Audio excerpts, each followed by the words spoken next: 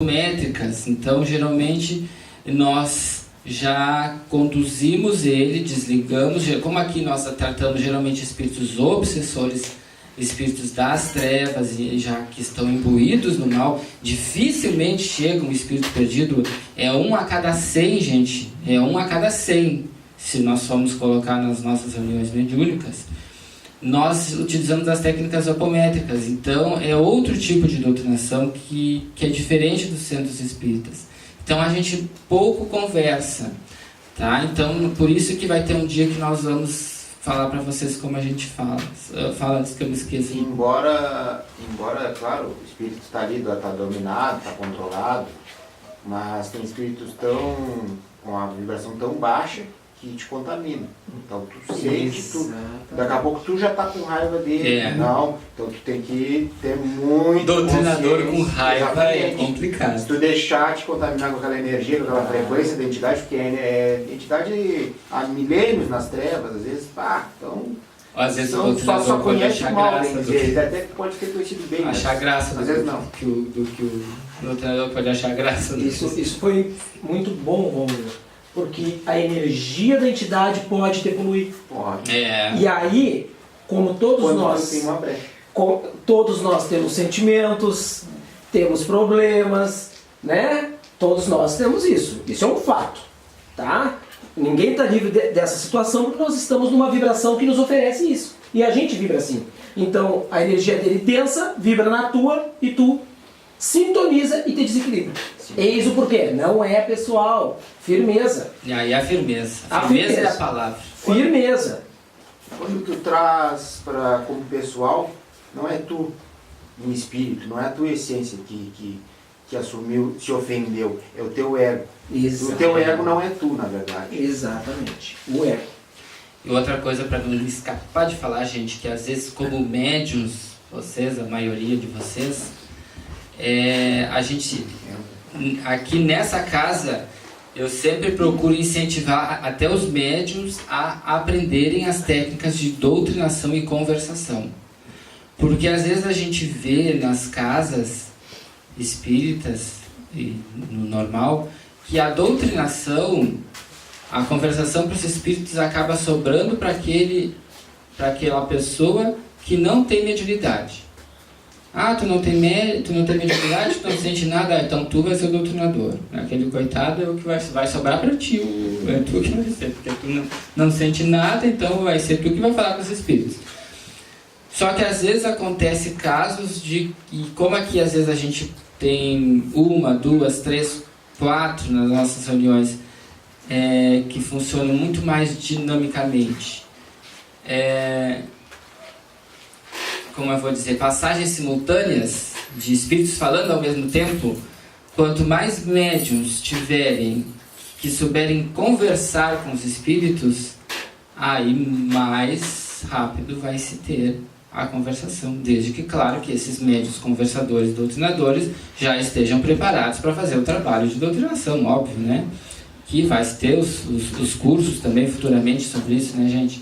Mas é que o médium, além de ele saber da passagem, que é o que a gente vai fazer o desenvolvimento mediúnico, ele também tem que aprender a como conversar com os espíritos, tá? Porque pode acontecer, como já aconteceu aqui, de estar todos os médiums dando as suas passagens e todos os doutrinadores conversando com os médiuns incorporados. E tal, o médium está dando o passezinho ali no que está atendido, né? Só que o que está atendido se incorpora, né? E aí se incorporou e o médium está ali. E aí o médium vai fazer o quê? E agora eu vou ficar aqui, vou ficar... Alguma palavra tem que sair da boca dele, né? Então, nessa hora...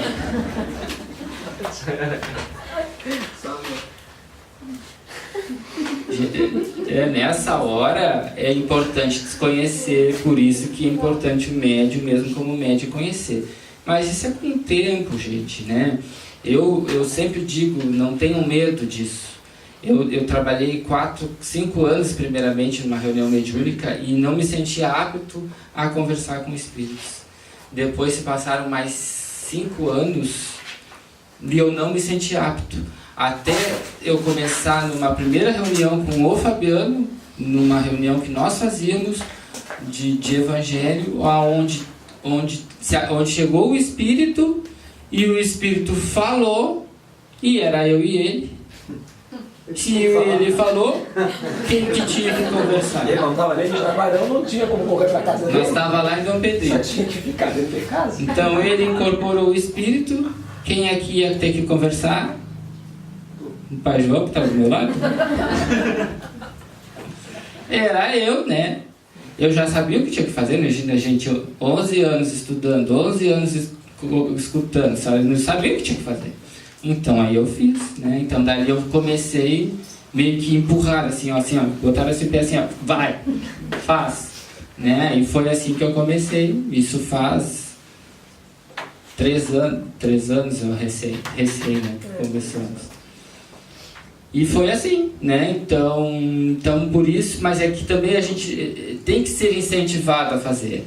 Entendeu? Assim como tem que ser incentivado no desenvolvimento, tem que ser incentivado na doutrinação, incentivado no passe, incentivado na ajudar numa biblioteca, incentivado a ajudar a dar água no centro, incentivado a varrer o centro se necessário, incentivado a qualquer trabalho.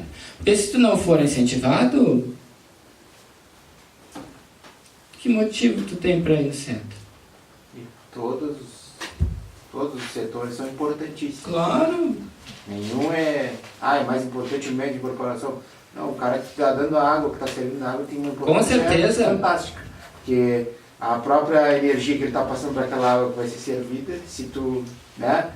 Então ele tem uma função ali. Todo mundo tem uma função. Posso contar uma história bem rapidinho? Pode. Bem ligeirinho. Hoje Um grande centro espírita. Era grande e o dirigente desencarnou. Desencarnou o dirigente do centro, o presidente do centro. E aí eles ficaram aguardando, porque a própria espiritualidade disse que ia direcionar a pessoa, o nome da pessoa que seria o próximo presidente do centro. E aí eles aguardaram, passou-se 7, 10 dias e era a senhora que fazia a limpeza do centro há 30 anos. Olha só. Ela entrou e só limpava o centro. Durante 30 anos ela limpou o centro.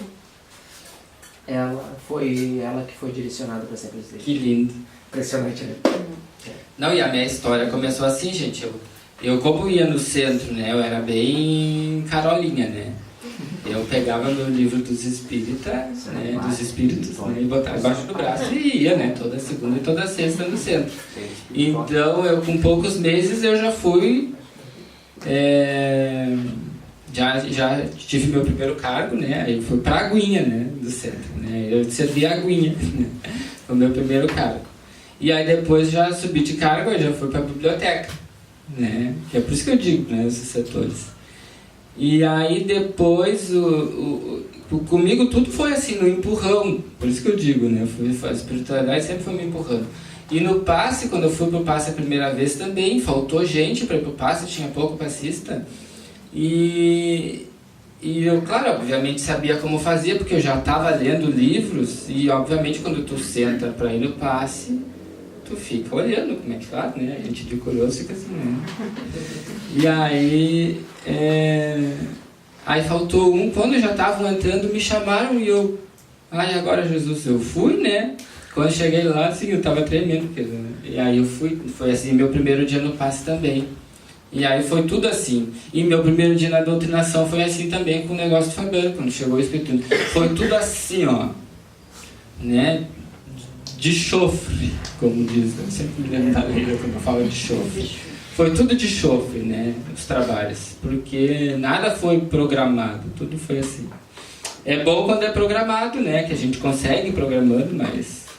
É que a gente faz uma coisa e a espiritualidade que planeja outra, né? É bem assim. É que na verdade, tu já estava sendo preparado. Claro. Né? Que a gente fica sempre esperando. Sem perceber, a gente sempre fica esperando. E sem também esquecer que todos nós somos espíritos. Sim. Agora estamos desencarnados. Eu falar com o Mateus, falar com o Fabiano, falar com o Rômulo, é a mesma coisa que eu falar com o desencarnado. Vai depender da atitude do Fabiano. Tu deve, agora tu deu um exemplo de uma pessoa que pode entrar no mesma sintonia dela e te contaminar. Digamos que tu seja um comerciante. Aí chega um cidadão, tipo daqueles antigos, coronel, bombachudo, ligou tudo lá, e te enche a bobagem, te enche a exigência, não compra nada. Pô, acaba que te contamina. Tu vai dizer que não, tu fica com aquela aura pesada. E é uma pessoa encarnada. Mas não é um espírito desencarnado. Mas a gente conversa normal, com amor. Porque tem espírito desencarnado que vem e chama o cara. Isso aqui, vocês não são espíritos. Isso aqui é um hospício de louco. Porque nós estamos fazendo mal para vocês, desejando mal para vocês, vocês estão orando para nós. Mas a gente te ama, a gente quer que tu esteja bem, que tu venha para nós. Agora, se for entrar em luta corporal, a gente vai perder. Às vezes eles nos dizem isso, né? Como é que nos tratam assim, se a gente veio aqui quebrar a cara de vocês? Eles nos dizem assim, né? Vamos tentar terminar aqui, gente. Tá, sinceridade e entendimento. Conversação construtiva. Para manter-se na altura moral necessária, o diretor dispensará a todos os componentes do conjunto a atenção e o carinho